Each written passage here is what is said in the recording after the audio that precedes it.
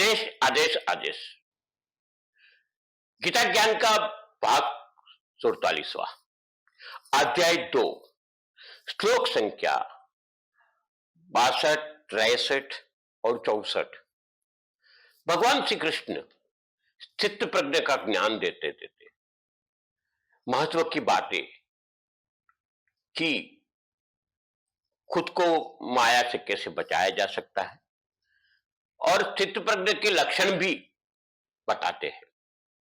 आगे कहते हैं कि भगवान कृष्ण खुद की परंपरा के अनुसार पूर्णतः सिखाते हैं। गीता के अंदर ये दूसरा अध्याय जो है वो सिर्फ और सिर्फ इसी पे आधारित है। 62वें श्लोक में बोलते हैं, इंद्रियों के विषय में चिंतन करते हुए मनुष्य की उन विषयों में आसक्ति हो जाती है। ऐसी आसक्ति से उन विषयों की कामना उत्पन्न होती है और कामना में विघ्न पड़ने पर क्रोध उत्पन्न होता है।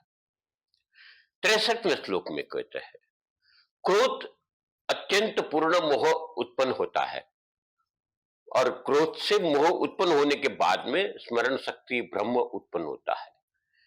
स्मरण शक्ति में ब्रह्म होने के कारण वृष्टि नष्ट हो जाती है। बुद्धि नष्ट होने से मनुष्य का अधोपतन होता है।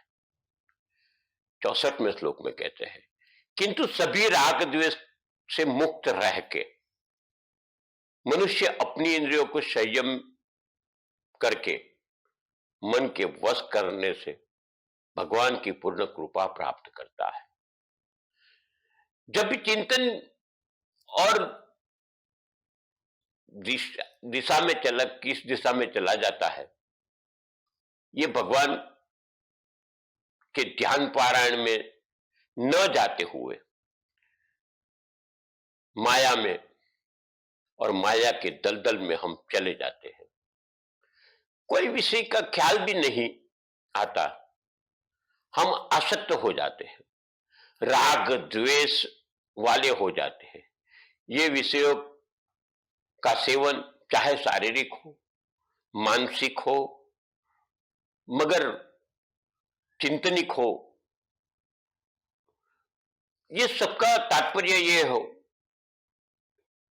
हमेशा ये कोई भी विषय है, हम मानसिक रूप से चले जाते हैं, हम चिंतनिक रूप से चले जाते हैं, हम शारीरिक रूप से चले जाते हैं आसक्ति में, तो ये हमेशा कष्टदायी होता है। भगवान के चरण में चिंतन होता हुआ मन शांत होता है, राग द्वेष नहीं होता, जीव मुक्ति की ओर बिना कोई आसक्ति जाता है। अगर संसार के विषयों में हम डूब जाएंगे तो लोभ, लालच, छल, कपट या तो कामना के बंधन में फंस जाएंगे। फलस्वरूप हीन भाव या तो बोल सकते कि अभिमान, गर्व, अहंकार दिखाई देना लगता है। दुनिया में रचे पचे रहेंगे और सबकी माया के कारण भगवत ध्यान से हम कोसों दूर चले जाएंगे। हम कुछ भी करेंगे, चाहे माला करेंगे, जप करेंगे, पूजन करेंगे, तो हमको आसक्ति रहेगी, इससे ये प्राप्त होता है, ये प्राप्त होता है, ये प्राप्त होता है। ये हमेशा नुकसानदेही हो जाता है। कोई कर्म का फल मिलता है तो अच्छा लगता है और वही कर्म के कारण अगर मन तृप्त नहीं होता तो क्रोध आ जाता है, अच्छा नहीं लगता है।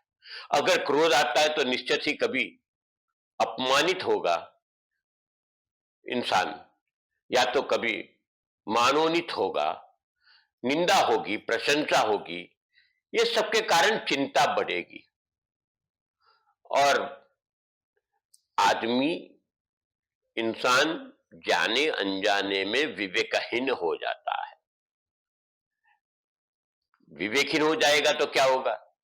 फ्रस्ट्रेशन होगा, आज के जमाने की बात करें तो कई लोगों को फ्रस्ट्रेशन, डिप्रेशन ये आ जाता है, स्मृति भ्रष्ट हो जाती है, स्वार्थ के सिवा कुछ नहीं दिखता, अपनी जात को दूसरों की ओर कंपेयर करने चालू कर देंगे, और ये सब पतन के रास्ते हैं।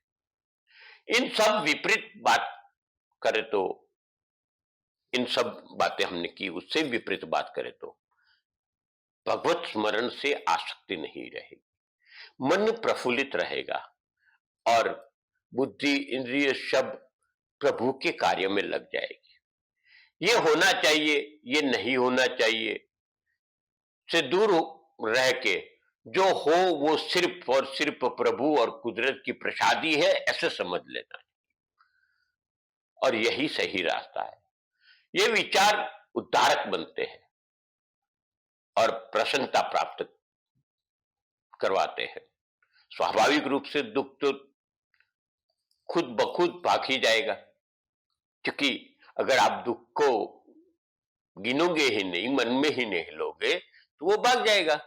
हम जीवन में क्या पाया, क्या खोया, माया के चक्कर में ही फंसे रहेंगे, और परिणाम स्वरूप क्या होता है, आदि व्याधि उपाधि राग द्वेष से हम फंसे रहेंगे और ग्रसित हो जाएंगे इससे। ये सब बातें समझने लायक, छोटी छोटी बातें होती है। अगर इसमें ही फंसे रहेंगे तो प्रभु की आसक्ति की ओर नहीं जाएंगे।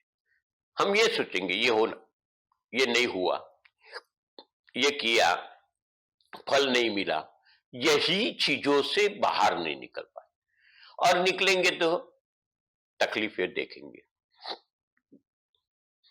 और यही कारण हमको सदैव अपनी शरीर, इंद्रिया, मन सहित, हम बोलते मन क्रम वचन से भगवान को समर्पित होना पड़ेगा, और भगवत स्मरण होने के कारण ही हम कुछ पा पाएंगे।